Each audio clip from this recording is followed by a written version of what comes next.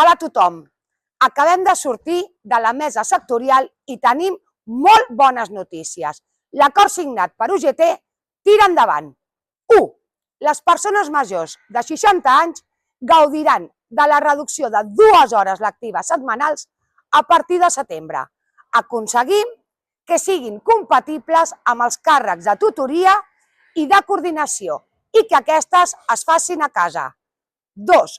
L'equiparació salarial de l'AFP es cobrarà previsiblement al juliol, amb efectes d'1 de gener del 2024. 3. En quant al cobrament dels estadis, serà previsiblement al novembre, amb efectes de gener del 2024. No haurem de fer res. Serà el propi departament que ho reconeixerà d'ofici i només es tindran en compte els serveis prestats.